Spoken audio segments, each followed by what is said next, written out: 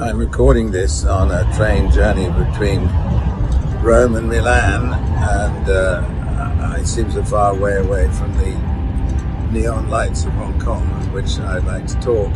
My first interest in neon actually started far later than it should have done. We were having lunch with friends at a club in Hong Kong, and this friend of mine, Graham Redding, started talking about neon lights and how much he loved them, and would you like to get involved with him on a project. And I actually said at the time, yes, I've always loved neon lights, but I've rather taken them for granted, like we all did in Hong Kong. They were just there, they were just part of the culture and the fabric of Hong Kong life at the time.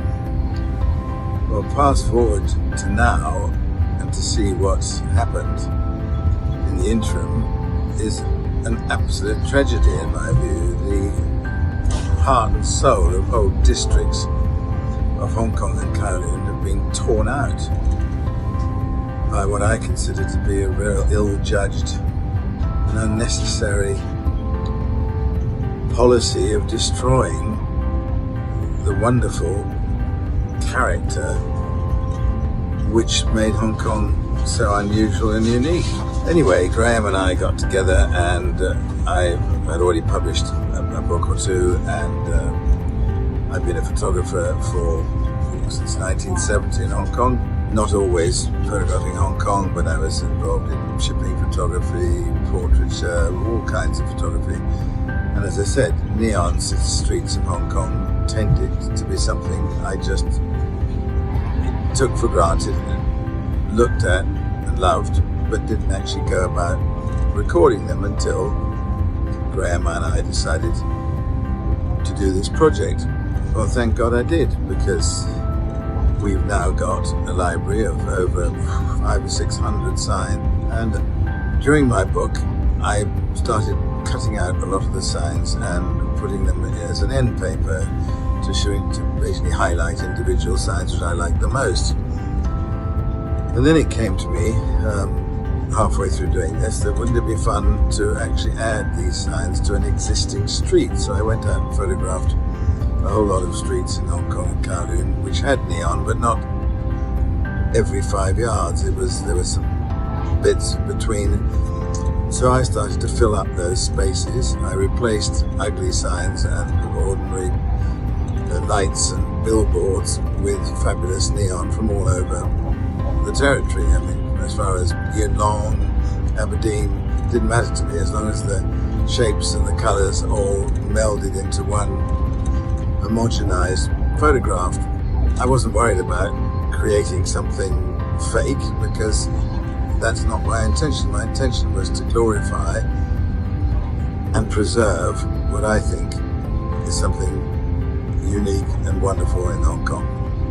Hence my neon fantasy started. The first one I did for the book, and suddenly some people started to ask if they could buy copies of it, and that's how it all started. I've now produced 23 of them. I'm continually finding signs that I'd taken over the years since 1999, masking them, cutting them out and adding them to the library, and hopefully this will go on being a popular thing for many tourists, not so much tourists as local people who are in love with the neon culture of Hong Kong as I am. Anyway, that's how I started, and long may it continue. And I'm just really sad that 99% of the signs that you see in my fantasies are no longer here.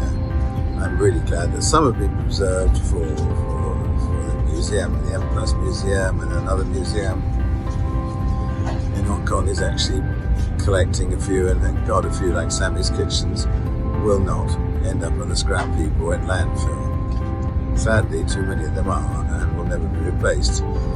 Also, my neon fantasies were a homage to the extraordinary artistry of the men who were involved in the making of neon, and I was very privileged to witness some of the great guys doing it and realised just how difficult and skillful it was, especially using the intricate Chinese characters which became such a large part of the great neon signs of Hong Kong.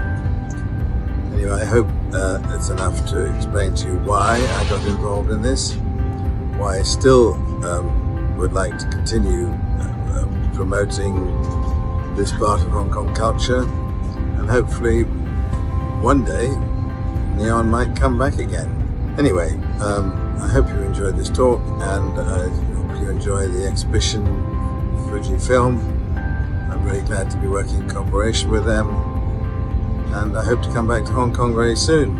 A place, of course, which I love and miss very much, but sadly because of COVID, I've not been able to visit for 2 years. Best regards to you all, Keith Macgregor.